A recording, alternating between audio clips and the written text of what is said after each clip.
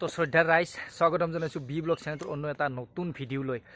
যেহেতু বহুত ৰ'দ গৰম গমে পাই আছে কিমান ৰ'দ আৰু কিমান গৰম দি আছে আৰু ইমান ৰ'দ আৰু গৰমত দূৰত কতো যাব পৰা নাই সেইকাৰণে ভিডিঅ' বনাব পৰা নাই তথাপিতো ইমান ৰ'দৰ মাজতো গৰমৰ মাজতো হঠাৎ সিদিনা ৰবিবাৰে এটা প্লান বনাই গ'লো বাৰু ভূটান চকী কিন্তু এইকেইটা দিন যাব পৰা নাই কিবা কিবি অলপ কামত ব্যস্ত থকা বাবে কিন্তু এইকেইটা দিন হৈ আছে এটা বহুত ডাঙৰ বস্তু ভাইৰেল অলপ বেয়াকৈ ভাইৰেল হৈ আছে আৰু কেনেকুৱা ধৰণৰ ভাইৰেল হৈ আছে আৰু তাৰ পৰিণতি শেষত কি হ'ল একদম ভিডিঅ'টো অলপ স্কিপ নকৰাকৈ শেষলৈ চাই থাকিব তেতিয়া গম পাব আচল ঘটনাটোৰ ওপৰত আলোচনা কৰি আছোঁ বাৰু এতিয়া প্ৰথমতে অলপ চনাক ৰাস্তাত লৈ আহোঁ তাৰপিছত সেই ঘটনাটোৰ বিষয়ে আলোচনা কৰি আছোঁ আৰু যিহেতু বহুত গৰম ভিডিঅ' বনাই থকা অৱস্থাতে চনাই দেখা পালা সেইফালে এখন আইচক্ৰীমৰ গাড়ী আহি আছে গতিকে নেদাকেতো থাকিব নোৱাৰিম চনা আইচক্ৰীম খাবি না ক মই আইচক্ৰীম খাম বঢ়িয়া আহি আছে আইচক্ৰীমৰ দোকান দেখিছে না বাতি চাতি এই খাবি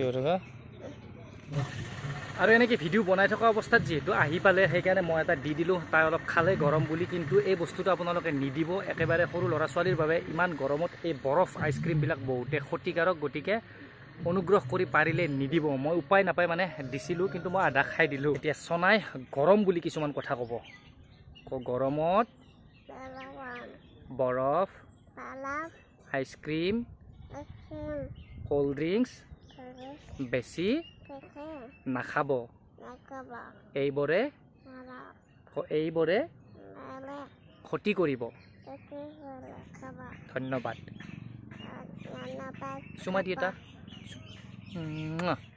বাৰু চনাক থৈ গা পা ধুই আহিলোঁ ধুনীয়াকৈ আৰু তাইৰ মুখেৰে যিখিনি কথা কোৱা গ'ল এইখিনি কথা একদম মনত ৰাখিবলগীয়া কাৰণ ইমান গৰম আৰু ৰ'দৰ তাপত আচলতে কোল্ড ড্ৰিংকছ আইচক্ৰীম এইবিলাক বহুত বেছি ক্ষতিকাৰক বস্তু আমাৰ কাৰণে আমি ভাবি নাচাওঁ কিন্তু আৰাম পোৱাৰ কাৰণে খাওঁ কিন্তু ভিতৰে বহুত বেছি ক্ষতি কৰে আমাৰ হজম শক্তিটো এইটোৰ বেয়াকৈ প্ৰভাৱ পৰে আৰু এতিয়াও আমি সেই ইম্পৰ্টেণ্ট ঘটনাটো লৈ আৰু সেই ইম্পৰ্টেণ্ট ঘটনাটো ভাইৰেল হৈ থকা ছোৱালীজনীৰ ঘটনাটো হৈছে সিদিনা কাজিৰঙাত এখন বাছে যে এখন বালেনো গাড়ীক খুন্দা মাৰিছিল আৰু তাৰ ফলত বালেনোখনৰ কিবা কিবি অলপ ক্ষতি হৈছিল তাৰপিছত ছোৱালীজনীয়ে ড্ৰাইভাৰজনৰ বুকুত খামোচা মাৰি ধৰি আছিল আৰু বহুত কিবা কিবি হাল্লা হৈছিল তাত সেই পৰিস্থিতি এটা সৃষ্টি হৈছিল তাত একদম বেয়া পৰিস্থিতি এটা আৰু তাৰপিছত বহুত বেছি তাইক বহুতে ট্ৰল কৰিলে তাৰপিছত বহুতে বেয়া কমেণ্ট কৰিলে আৰু গোটেই ঘটনাখিনি কেনেকৈ কি হৈছিল প্ৰথমতে অলপ ভিডিঅ' ক্লিপ এটা আছে বাৰু চাই লওক তাৰপিছত আলোচনা কৰি আছোঁ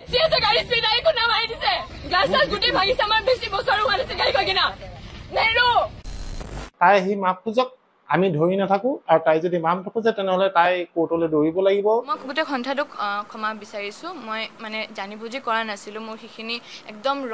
মানে ৰিয়েকশ্যন আছিলে সেইখিনি মই আৱেগত কৰিলোঁ মোৰ ক্ষতি মই এনেকুৱা লাগিলে মোৰ ক্ষতি হ'লে বা মই মৰিবই ওলাইছিলোঁ নেকি সেই ভয়ত মোৰ একচুৱেলি সেই ৰেছপন্সটো ওলাই গ'ল তো মই ড্ৰাইভাৰজনক বা পূৰা গোটেই ড্ৰাইভাৰ সন্থাক মই ক্ষমা খুজিছোঁ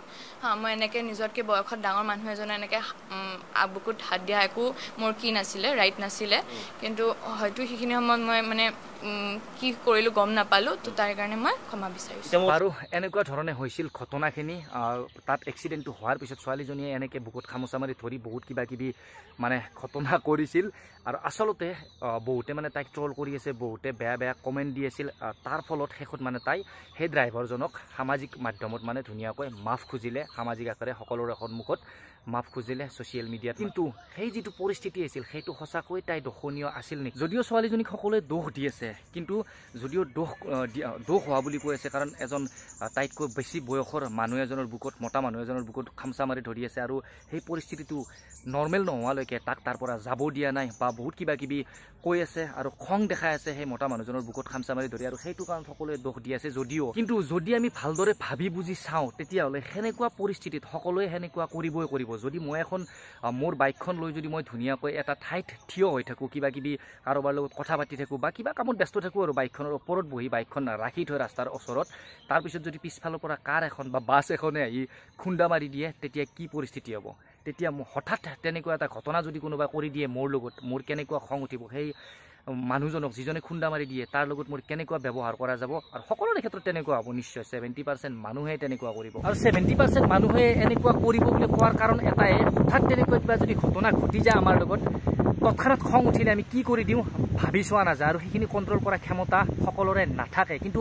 হঠাৎ হোৱা ঘটনাটোত দিয়া ৰিয়েকশ্যনটো চাই আমি ক'ব নোৱাৰোঁ যে ল'ৰাটো বা ছোৱালীজনী ভাল বা বেয়া সেইটো ডিচিশ্যন আমি আচলতে দিব নোৱাৰোঁ, কাৰণ হঠাৎ হোৱা ঘটনা এটাত খঙত সেইটো ৰিয়েকশ্যন ওলাই যাব পাৰে। গতিকে তেনেকুৱা এটা ঘটনা হ'লে আমি দুয়োফালৰ পৰা আচলতে ভাবি চাব লাগে। মই এইটো ক'ব বিচৰা নাই যে ছোৱালীজনী নিৰ্দোষী বা দোষী, সেইটো মই ডিচিশ্যন দিয়া নাই, কিন্তু কথাটো হৈছে কি মানে তাই সেইখিনি বয়সত আৰু বেছি বয়সো হোৱা নাই, সিমানখিনি বুজা বয়সৰো নহয়, কাৰণ ষ্টুডেণ্ট চাগে পঢ়ি আছে। গতিকে সেই পৰিস্থিতিটোত কেনেকুৱাকৈ কি কৰিব লাগিব ভাবি হয়তো নাচালে, কিন্তু পিছত ৰিয়েলাইজ কৰিছে, পিছত অনুভৱ কৰিছে যে আচলতে ভুল হৈছে, খঙত আচলতে মই ভাবি চাব লাগিছিল কি কৰিব ওলাইছোঁ বা কি কৰিছোঁ। সেইখিনি জ্ঞান যে পিছত আহিছে, ক্ষমা বিচাৰিছে, সেইটোৱে বহুত ডাঙৰ কথা। অনুভৱ কৰাটোৱে আচলতে বহুত ডাঙৰ কথা, আৰু আমি সকলোৱে আচলতে সেইটো ভাবি চাব লাগে। খং উঠিলে সন্মুখত কোন আছে আৰু কেনেকুৱা আমি ব্যৱহাৰ কৰিব লাগে, সেইখিনি আচলতে কণ্ট্ৰল অলপ খঙৰ ওপৰত নিজকে ৰাখিব লাগে। বাৰু ভিডিঅ' বনাব নাই, একদম স্কুলেই পাবৰ হ'ল। চিম্পল ব্লগ এটা বনাই দিলোঁ। যদি ভিডিঅ'টো চাই ভাল পালে লাইক এটা কৰি দিব, আৰু যদি চেনেলটোত নতুনকৈ আহিছে তেন্তে প্লিজ চেনেলটো ছাবস্ক্ৰাইব কৰি ল'ব। লগ পাইছোঁ এটা ধুনীয়া নতুন ব্লগৰ সৈতে।